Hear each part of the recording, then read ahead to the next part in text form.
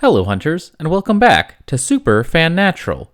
Villains. They're one of the cornerstones of a good fantasy series, and they come in all variety of flavors.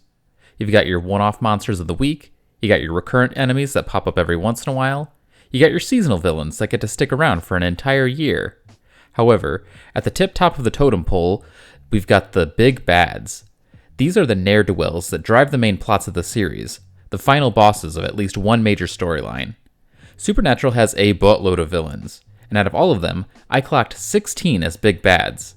In this video, I'll not only tell you who they are and what they're about, I'll also rank them based off of how well I felt that each served their role as a main antagonist. The first thing we gotta do is define big bad.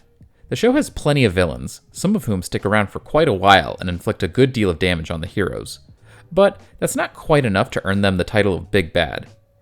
No, in order to get that title, at least for the purposes of this video, a character has to be the main antagonist for at least one of the show's main plotlines.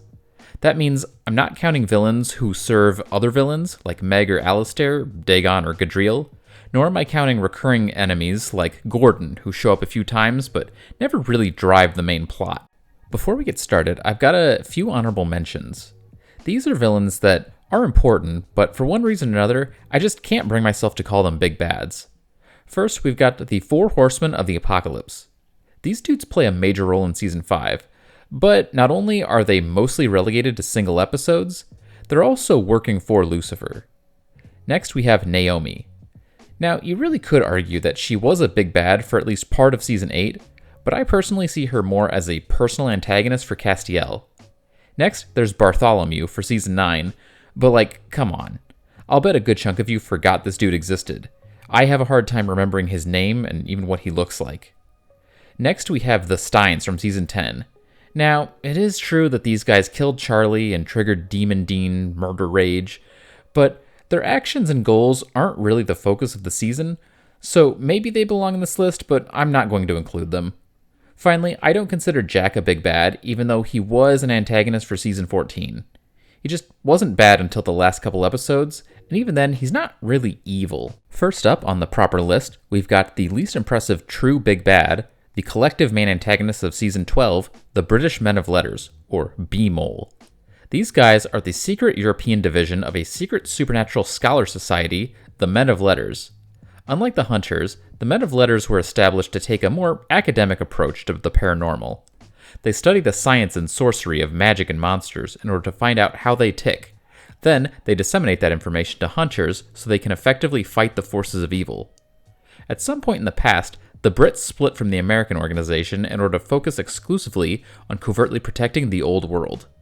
They kept to themselves across the pond until the end of Season 11, when they decided that it was finally time to get the Hunters of America under control and wipe out any who wouldn't fall in line. The team that is sent stateside includes manager Mick Davies, interrogator Lady Bevel, field operative Arthur Ketch, and head honcho Hess. Together, these arcane English assassins act as one of the big bads of Season 12.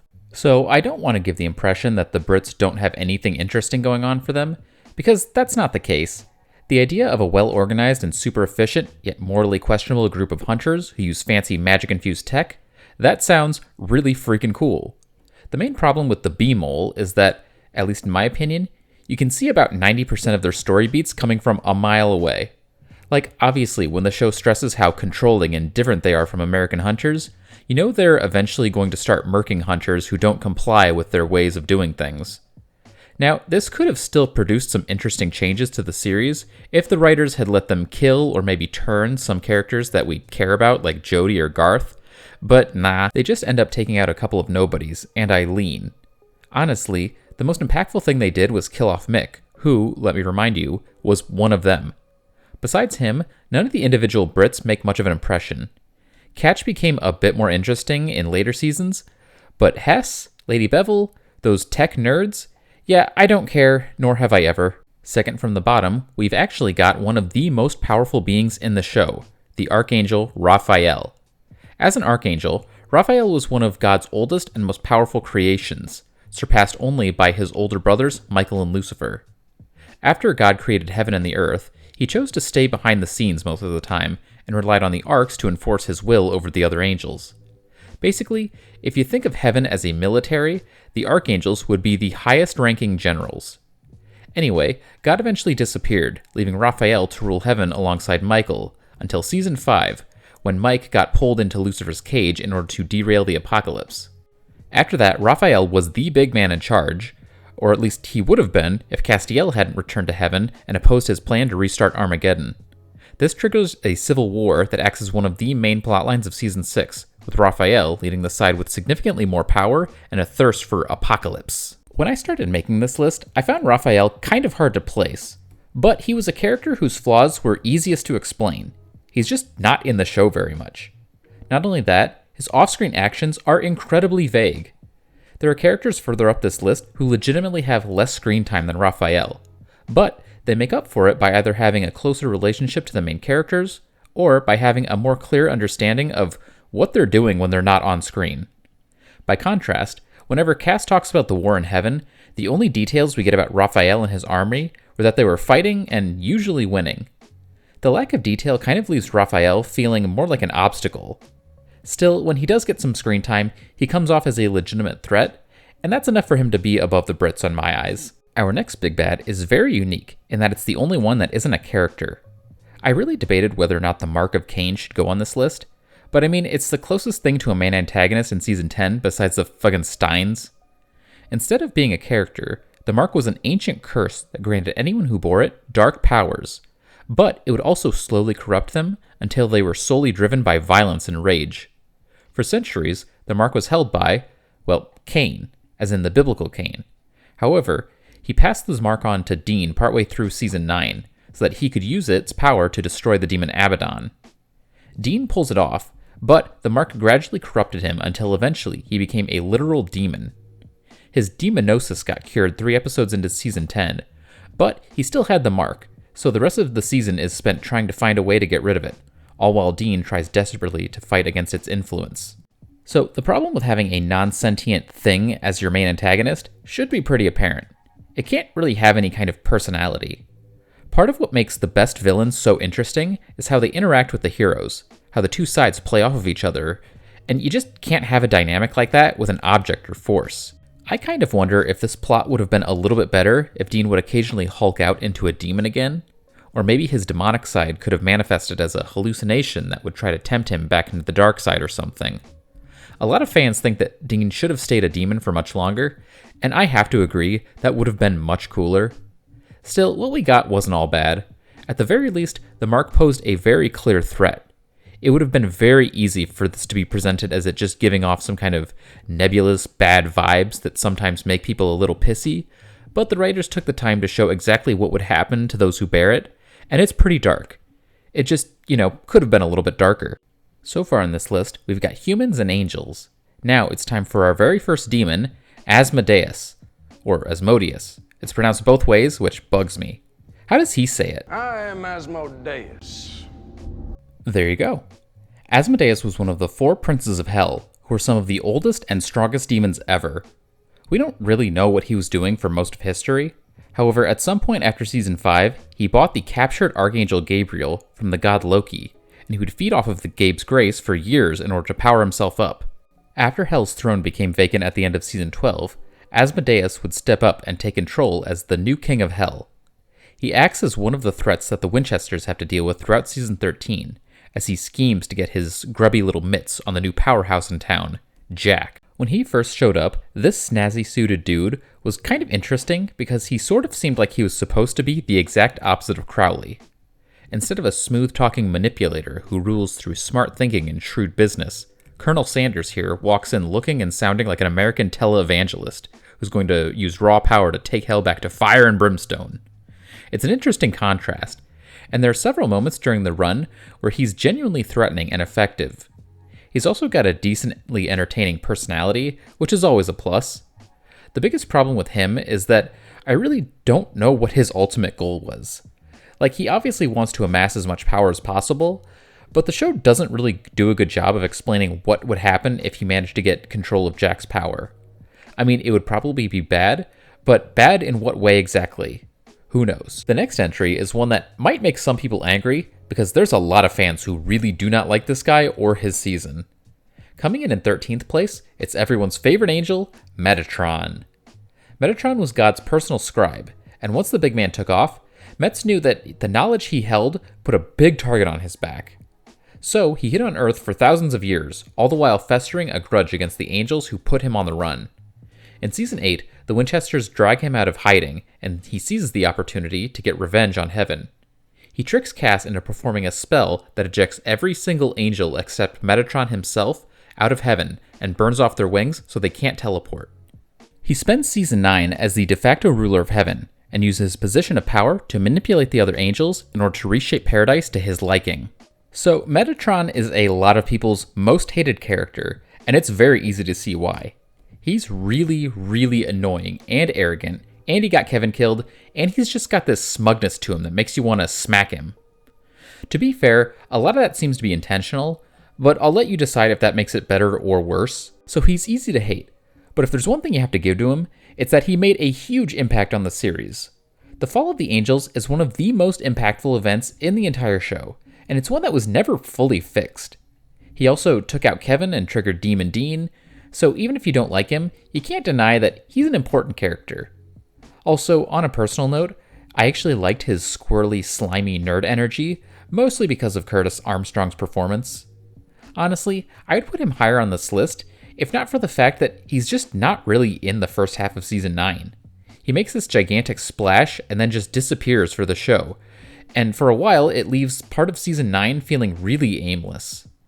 Also, he was defeated by the old shit-talking in front of a hot mic shtick, and that's really lame. In 11th place, we've got another group entry. However, unlike the British, the Leviathans were actually kind of threatening, at least at first. The Leviathans were primordial monsters who were among God's earliest creations. Eventually, they became so dangerous, he couldn't leave them on Earth, so Big G locked them up in Purgatory until Season 7, when Cass unintentionally released them. These things are incredibly dangerous monsters. They can shapeshift into anyone they've ever touched, they're incredibly strong and almost impossible to kill. Hell, they can kill angels with their bare hands. However, despite their physical power, the true threat of the Leviathans lay in their cunning and intelligence. They concocted this crazy scheme to take over the world by infiltrating corporate America and lacing all of the food with chemicals that kill monsters and turn humans into perfect cattle. I'm not joking, that's their real plan. Leading the operation is the head Leviathan, Dick. It's a pleasure to have you with us, Richard. Please, Dick. That's not its real name. As far as I can tell, Leviathans don't really have real names. Instead, they're always referred to as the person they've impersonated, and the lead Levi decided to take over the life of wealthy businessman and motivational speaker, Dick Roman. So the Leviathans are probably the enemy that I have the most conflicting opinions on. On the one hand, their crazy scheme is arguably the most insidious and effective in the entire show, mostly because it's so far outside the Winchesters' usual wheelhouse. Give the boys a monster to slay or a Death Star to blow up, and they'll do it. But how are these two supposed to take down a global corporate conspiracy? How are they supposed to unpoison all the food in America? It's a plan that operates on a much grander scale than almost anything else in the show. At the same time, it's maybe a little too ambitious, to the point that you know it can't possibly succeed. Like maybe some of you guys thought that the show would shake things up by turning the entirety of the American people into zombies, but personally I didn't, and I was right. In fact, the plan was so complicated that the writers ended up giving this lackluster, hand-wavy resolution by saying that without their leader, the rest of the Leviathans just can't function, so once Dick gets ganked, his global domination scheme just falls apart. It also takes forever to get any kind of feel for what exactly the Levis are doing, and in my opinion, it took just a little too long. Finally, while the creatures themselves start out super threatening, they quickly lose a lot of their bite once the show established that you can just cut off their heads and keep them separated from their body in order to neutralize them. Still, Dick is a fun villain, and the Leviathans are a nice change of pace from the constant focus on heaven and hell. For the next spot, we've got Eve, the mother of monsters. Eve is some kind of ancient creature or something who is in some way related to the Leviathans. Their exact relationship isn't really clear. Whatever the hell she is, Eve is responsible for creating a large number of supernatural species that infest the world of the show. See, Eve has the power to not only mutate humans in all sorts of ways, she can also birth brand new creatures with a range of wacky features. In the ancient past, she escaped purgatory and came to Earth, and while she was eventually sent back, she left behind a whole host of terrors including vampires, werewolves, djinn, shapeshifters, skinwalkers, dragons, and many, many, many more. Eve spent the next several thousand years just chilling in purgatory, not really doing anything evil, and that's mostly because she actually developed an appreciation for the balance between monsters and humans on Earth, and she didn't really want to do anything to disrupt it. However, halfway through Season 6, she was motivated to make another trip topside after the dynamic duo of Castiel and Crowley started relentlessly capturing and torturing her children. She busts out with the help of some dragons and tries to hunt down Crowley, but when she can't find him, Eve decides to, persuade the Winchesters to help out. She takes over a small town and experiments on its residents in order to create a creature capable of spreading a monster superinfection across the entire planet. When the boys show up, she offers them a deal. Either they help her catch Crowley, or she unleashes her new super spreader. In the end, things don't really work out for Eve, but man, what a crazy plan. Okay, so I want it to be known that I find Eve to be a much more interesting villain than some of the characters above her on this list. Her lore, powers, motivations, and actions are all solid and pretty cool. She feels like a genuine threat, and if she had more to do in the show, she'd probably be in the top 5. Unfortunately, Eve suffers from a cripplingly low amount of screen time. The mother of monsters, creator of 90% of the things hunters hunt, gets all of 3 episodes, and of those, only one has her in a central role. I mean, what else do I have to say? Hell, some of you guys probably wouldn't even count her as a big bad, and honestly, I couldn't blame you. But for me at least, she has just enough influence over just enough of the season to qualify for the list. Coming in at number 9, we've got another Archangel. But it's not just any Archangel. No, we're talking about the original Archangel, God's first and oldest creation, Michael. Sort of. The original Michael is arguably one of the big bads of Season 5, but it's such a hands-off role that I really struggled to find a place for him on the list. So I figured that he could share a spot with the real 9th place winner, the Archangel Michael, the version from the Apocalypse world. So, like I said, Michael is the oldest of God's creations, and he exists for one purpose only, following the big man's instructions. Mike's whole being revolves around serving God and enforcing his will, a job he takes very, very seriously. After God ran off, Michael essentially became the guy in charge of heaven, and after his dad had been gone for a while, Mike decided that the best course of action was to trigger the apocalypse, as he figured doing so would surely bring back his papa. The final phase of his plan involves the 2 top arcs, Michael and Lucifer, possessing their perfect vessels, who happen to be Dean and Sam, in order to have one final planet-busting battle to the death, with Mike favored to win and finally slay Satan for good. Michael's influence runs throughout the first 4 seasons of the show, but in Season 5, he finally takes an active role as he and his toady Zachariah try to entice Dean into accepting his role as the Archangel's meat suit. Unfortunately for both sides of Armageddon, the Winchesters just really didn't want the apocalypse to happen, and against all odds, they actually managed to avert it by trapping Michael and Lucifer inside an inescapable cage. So, despite his best efforts, Michael never got to find out if ending the world would bring God back. But here's the thing, a different version of him did. See, God didn't just make one universe, he actually created a bunch, each with their own unique features. In one of these alternate universes, the main difference is that Sam and Dean were never born. This seems like a small change, but these two are quite literally the only thing standing in the way of the apocalypse. So in a world where they don't exist, the Super Saiyan slap fight does actually go down, and it's brutal, essentially leaving large swaths of the Earth decimated. In the end, Michael wins. However, God doesn't return, and in response, Mike goes a little nuts and spends the next few years trying to purify the planet by wiping out the rest of humanity. After Lucifer's son Jack accidentally opens a rift into the so-called Apocalypse world, Psycho Mike plots to invade the main universe, and in the Season 13 finale, he finally manages to cross over. Unfortunately, before he can do anything dastardly, Lucifer gets a power-up and threatens to nuke everything. So, Dean allows this version of Michael to possess him so that together they can kill the devil. They actually pull it off, but Dick Mike then takes over Dean and uses his new perfect vessel to act as the main antagonist for most of Season 14.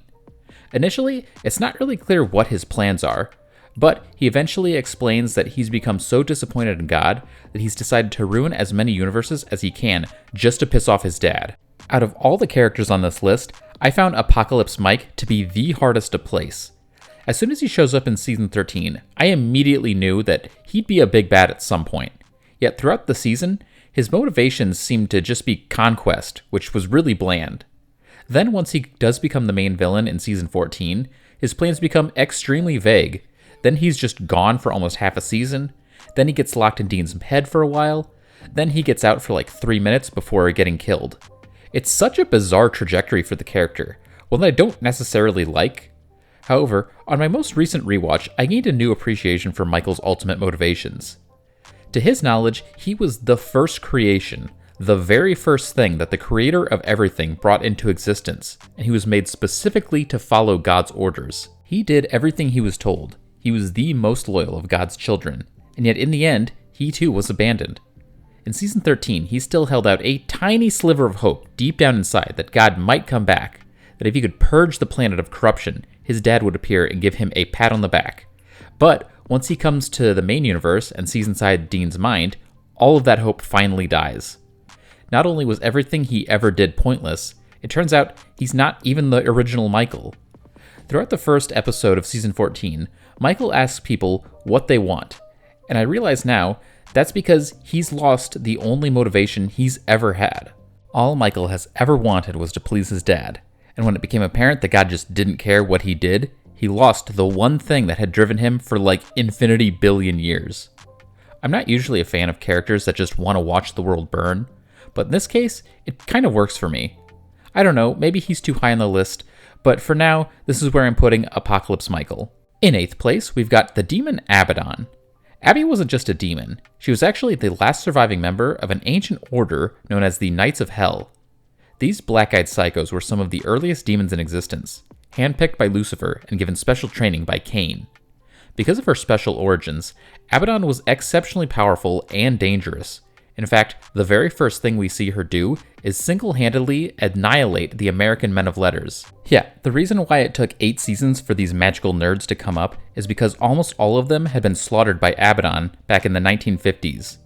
She most likely would have wiped out the entire club, if not for its newest member, Henry Winchester, who opened up a time travel portal that sent him and the demon into the year 2013. After arriving in the future, Abaddon was shocked and disgusted by the state of hell, as she felt like it had become too soft and procedural under the rule of Crowley.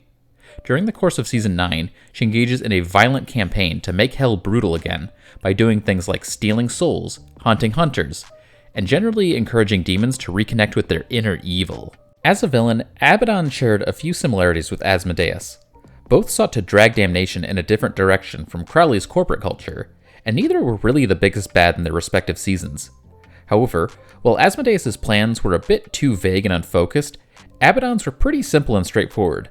She just wanted demons and hell to be scary again, and to a certain extent, she succeeded.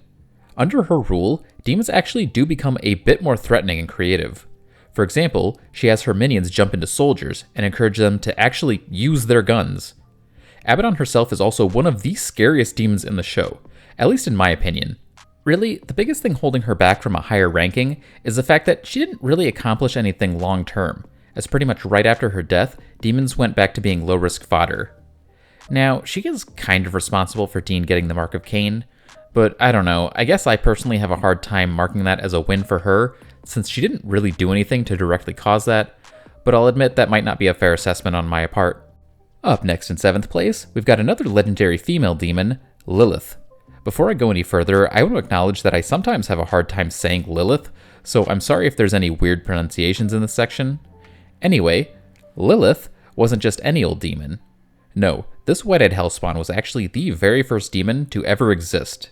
In vague biblical times, her human soul was transformed by Lucifer as a screw you to God for favoring mankind over angels, and thus, demons became a thing. As you might expect from such a pedigree, Lilith was incredibly powerful. In fact, she's widely regarded to be the strongest demon ever, at least without the use of any hacks like the Mark of Cain or grace enhancements. We don't know much about her history after that, but at some point, she was buried deep in the pits of hell. In the Season 2 finale, she was freed from her prison when the Devil's Gate was opened, and she would go on to reclaim her place as Queen of Hell during Season 3 and 4. By far the most important and villainous thing she ever did during her reign was free Lucifer from his cage and kickstart the apocalypse. I mean, she needed the help of the Winchesters to pull off the first and last steps, but she managed to effectively manipulate them into unintentionally helping her cause. Lilith was another villain who didn't get very much screen time, but even when she's not on screen, her presence was still felt, especially throughout Season 4. That's thanks to a few factors. Firstly, her quest to break the seals was the main focus of the season, meaning that unlike, say, the Civil War in Heaven, you're not likely to forget it's happening. Secondly, we know exactly what she's doing when she's not around, and since we also know what will happen if she succeeds, it adds this sense of urgency to the story. Finally, Lilith herself is just a really creepy and imposing character. In her first appearance, she kersplodes a police station with just a wave of her hand. Later, she possesses a little girl and holds an entire family hostage in a demented game of house. Right from the beginning, we see how dangerous she is, and in the end, she sort of wins as her death broke the final seal. I do kind of wish we'd gotten a little more of her in Season 4, but what are you gonna do? Our 6th place entry is a bit special because it belongs to the show's very first big bad, the original yellow-eyed demon Azazel. Like Asmodeus, Azazel was a prince of hell, meaning that he was one tough bastard, likely sitting just below Lilith in the demonic power. One of the most important things about Old Yellow Eyes was that he wasn't just the Winchesters' first arch-nemesis. He's actually the reason why they became hunters in the first place. See, after Lucifer got sent to the cage, Azazel spent millennia searching for a way to free his creator. In 1972, he found a way to communicate with the devil, and the Archangel tasked his loyal prince with finding and preparing his perfect vessel, which is a person whose body Lucifer could possess without destroying it. How Azazel went about it is a bit weird. Instead of looking for people who already existed, he would sniff out young women who had some unspecified supernatural property, and he would tempt them with a demon deal. In exchange for what amounts to a wish or miracle, the demon would be allowed to feed the woman's future child some demonic blood, thus beginning their journey towards becoming Lucifer's meat suit. It's worth noting that at least some of the women weren't told what they were agreeing to, just that they'd be granting some vague permission. In 1973, Azazel honed in on Mary Campbell and convinced her to take the deal in exchange for her boyfriend John's life. On November 2nd, 1983, Azazel came to perform the blood ritual on John and Mary's second son, Sam. But then Mary interrupts the process and she's violently killed. This event is what thrust John and his sons into the world of hunting, as they searched desperately for the thing that killed Mary. It took them 22 years to find him, and in all that time, he'd been planning, plotting, and preparing for the end of the world. If I'm being honest with you guys, I don't know that I can fully explain why Azazel is this far up on the list. Like Lilith, he's barely in the show. In fact, we don't even learn his name until after his death. At the same time, when he was on screen, he was pretty creepy. Unlike a lot of other demons in the series, Azazel always felt demonic. He just felt so damn sinister, and it definitely felt like he had this grandiose plan that had been in the works for centuries. He's just this classically pure evil villain who loomed over the first few seasons, and I'll fully admit that his character and lack of screen time wouldn't have worked nearly as well later in the series. However, his scarcity in the early seasons gives the writers the freedom to fill out their universe, while still giving the Winchesters a larger enemy to fight. And on the few occasions when we did actually see him, we were reminded why he's the big bad. Kicking off the top 5, we're going to shift from the show's first big bad to its last. In 5th place, I've got Chuck Shirley, though people who haven't watched the show will probably be more familiar with his original name, God. Yes, the final villain of Supernatural is none other than capital G God himself.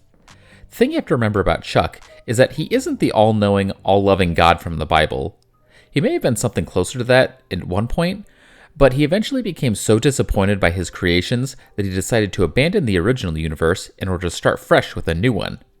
Then he did it again, and again, and many, many more times after that. Basically, God was never satisfied by the things he created. That is, until Sam and Dean came along. See, God had foretold the events of the apocalypse way back when the original Lucifer went bad, and he seems to have influenced events to make sure that things went as planned. When the end drew nigh, he took on the role of a prophetic writer named Chuck Shirley in order to meet the Winchesters in person and get himself a sweet front row seat to the smackdown. However, things didn't go as planned. Through sheer stubborn willpower, the boys were able to avert Armageddon and basically defy God's will. Now, you might think that would irritate the big man, but actually he was impressed, so much so that he began taking a special interest in the guys. It's very heavily implied that after Season 5, Chuck began subtly manipulating events to make sure that bad things kept happening so that he could continue to be entertained by the struggles and battles of Sam and Dean.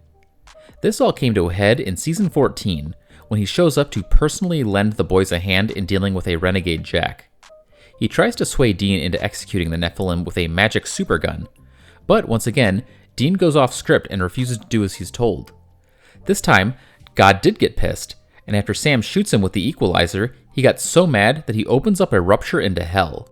Chuck decided that the only way he could ever be happy was by finally giving the Winchesters a perfect, horrible ending to their story, and in the end, they would have to submit to his will.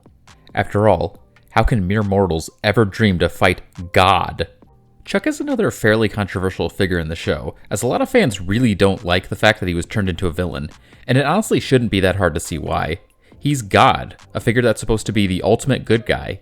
Even in early seasons when he's portrayed as being apathetic and distant, he's still treated as a good guy, and at one point he's even given a very triumphant and hopeful moment accompanied by a beautiful song. I totally understand people not liking this shift, but for me personally, I actually kind of think it works well with the themes of the show. Supernatural is all about free will versus fate. It is the central theme of the entire show. So who better to have as the final boss than the guy who supposedly controls everything? I also like the way that they handle Chuck as a threat. He could just snap the Winchesters out of existence, but he doesn't because he wants to bend them to his will. He wants them to do what he wants, when he wants, how he wants. And ultimately, that hubris is what leads to his downfall. Chuck believes that he's in complete control, but if he had been paying attention, he'd realize that he's not. He's lost sight of the fact that his creations aren't just extensions of his will. They're independent creatures with their own lives and their own stories. That's what the show is all about, not letting someone else determine who you are.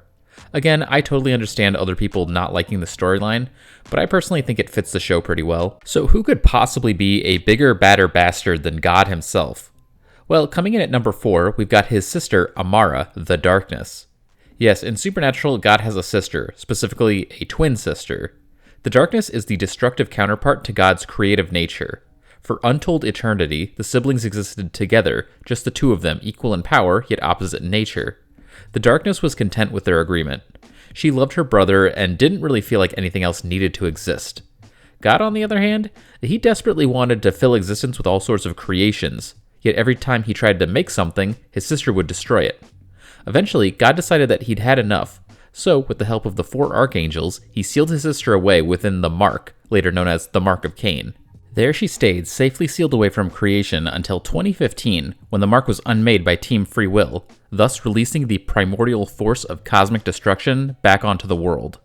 Upon her return, she took the body of a newborn baby named Amara and began feeding on human souls in order to power and age herself up so that she could face off against her brother and pass judgment on the world that he made. Out of all the big bads in the show, Amara is probably the one that we knew the least about prior to her run as a villain. Like the Leviathans, she was first mentioned in a little history lesson only minutes before being released into the world. Because of this, it was impossible to know exactly what to expect from the Darkness. Would it be some kind of anti-god, or a Joker-esque manifestation of chaos, or just some mindless primordial force? Initially, I didn't really like the whole fast-growing baby thing, but it grew on me because it gave this growing danger feel, and you had no idea how powerful she'd be once she was fully developed. Throughout the first half of the season, it's not super clear what Amara wants exactly, but instead of feeling as if the writers weren't conveying her intentions properly, it felt more like she herself didn't know. All of this gave her this incredibly unpredictable vibe that, for me at least, made her a very unnerving villain. By the time she's committed to destruction, the show has successfully established Amara as being basically unstoppable. In one episode, she flexes her power, and it sends shockwaves across all of creation. What I'm saying is, sometimes the series struggles to establish its characters as powerful and dangerous, but the Darkness was not one of those cases. At the same time, they did a good job keeping her from being pure evil, so when she does eventually get talk no jutsu'd, it's at least somewhat believable, at least for me. Alright, so when it comes to third place, I've got to give the bronze medal to a very, very, very special character. Out of all the big bads, he's got the longest run on the show, but one of the shortest as a villain. Coming in at number 3, we've got Castiel. What can I say about Cass? Well, he's an angel who we first met in Season 4. He goes on to be a major character and ally to the Winchesters for the rest of the series. However, in Season 6, he took on the role of a reluctant villain. So I've mentioned the Civil War in Heaven a few times that acted as a major plotline to Season 6. Well, Cass led one side of the conflict, and while he was fighting the good fight, going up against an Archangel is really tough. When it seemed like he had absolutely no chance at winning, Cass was drawn in by a Hail Mary plan to improve his odds, finding Purgatory and siphoning power from all the monster souls within. This was an effective plan, but in order to pull it off, Cass had to do some real shady stuff, including teaming up with the King of Hell and torturing monsters. Eventually, the Winchesters find out what's going on, and they attempt to talk Cass down, but unfortunately, our boy felt that the monster souls were his only real option, so he chose to keep being naughty. Eventually, he did manage to get the supercharge he was looking for and destroy Raphael, but the power immediately scrambles his brain and drove Cass to a murderous rampage. Even after snapping out of his god complex, the damage was done. He devastated heaven and earth and given the Leviathans a ride into the mortal world. It's a bit hard for me to fully articulate why I like Cass's villain arc so much, but a big part of it is that he's genuinely trying to do the right thing, and the reason he has to be so shady makes sense.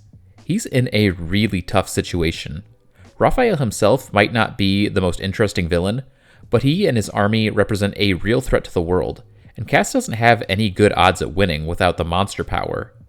Also, while the whole Superman going dark side trope has been a bit overplayed in the last few years, back in 2011, the twist hit hard, and in my opinion, it still works here because we know Cass. We like Cass. He's a beloved character, one who, by this point, had put his ass on the line for the boys and proven himself to be a true friend.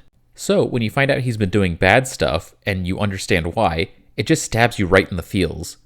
Then there's the fact that his reign as Castiel is so damn brutal and entertaining, it just makes for such an enjoyable opening to Season 7. This dude squared up against death. He also permanently scarred heaven in one of the most chilling shots in the entire series. I feel like I could gush over this plotline for a while. There's a reason why Cass sits in third place, but I feel like I've made my point well enough. In second place, we've got the other half of the Season 6 Heaven-Hell duo, the show's most prominent demon and its longest-reigning king of the damned, the red-eyed, red-smoked wonder himself, Crowley. Fergus MacLeod, aka Crowley, was introduced in Season 5 as the head Crossroads demon. Despite sitting pretty high in Hell's hierarchy, he actually worked against the rest of demondom and helped the Winchesters defeat Lucifer because he was smart enough to know that Satan didn't actually care about his kind. After averting the apocalypse, Crowley wormed his way into Hell's throne, where he sat as king for the next 7 seasons. During that time, he would have a kind of on-again, off-again alliance with Team Free Will. However, during the show's 8th season, Crowley served as the main villain fighting against the Winchesters' quest to close the gates of hell forever. There's a lot, and I mean a lot, that can be said about Crowley. He's a very interesting and complex character, and there's a reason he stuck around for so long. However, for this list, I decided to only focus on his role as a main villain, which really only occurs in Seasons 6 and 8. Despite looking at such a small section of his tenure, he still managed to make it to the top 2. A lot of that comes from just how entertaining he was to watch. Mark Sheppard was an absolute perfect choice for this role. In addition to being a fun character, Crowley was also very effective as a villain. What he lacked in raw power, he more than made up for in cunning and conniving. One of the things that worked in his favor during his main outing in Season 8 was the fact that he was actually on the defensive. Like, he didn't really have any grand plans that he was working towards. Instead, he was trying to undermine the Bros' quest. This allowed Crowley's effectiveness to fluctuate a bit without feeling contrived, since he wasn't necessarily the one steering the story. Still, he was a very threatening villain, and in my opinion, the second best big bad in the show. Well, Hunters, we've reached the final entry, and who else could possibly take the number 1 spot other than the Lord of Evil, the Prince of Lies, the actual, literal devil, Lucifer. Lucy was an archangel, one whose raw strength was rivaled only by his brother Michael.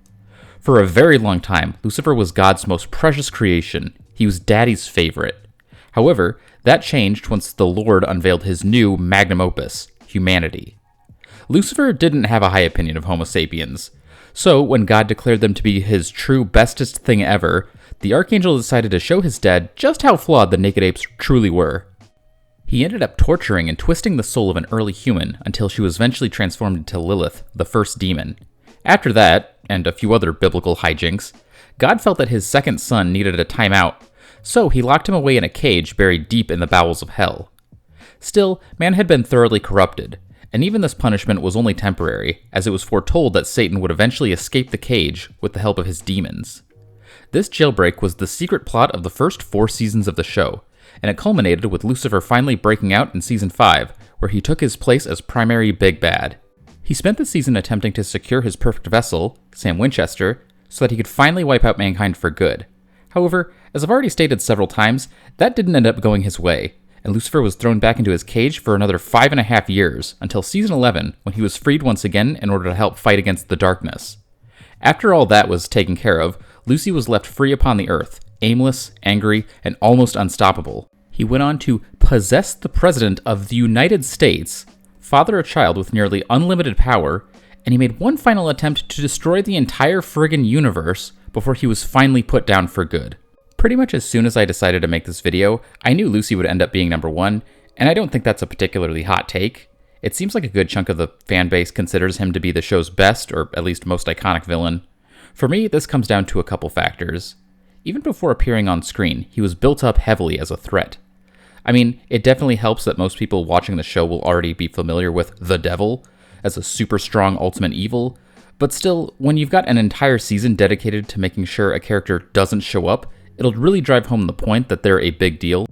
Once he actually shows up, you see that he's not just some cliché Dark Lord. Throughout Season 5, he's got this calm, confident, almost kind or sympathetic demeanor, yet the show never tries to convince you that he's not evil, so you end up with this pretty interesting take on the devil. When he returns in Season 11, Lucy's character is a bit different. He's a lot jokier and brattier than before, and a lot of fans really didn't like this shift. I'd be lying if I said I didn't prefer Season 5 Lucifer, but I still think his later personality works pretty well. At his core, this version of the character has always been a self-absorbed child, and in the later seasons, we're seeing him after he's had his plan foiled and his destiny derailed. He's lost this mask of confidence, leading to a Satan that's more unhinged and a bit more dangerous. Look, at his core, Lucifer is and has always been a big, hypocritical baby. He lauds himself as this ultimate being who just loves God so perfectly and is so superior to mankind. Yet at the end of the day, he's extremely human in how he sees himself and his family, and I think that the later seasons did a good job at showing that.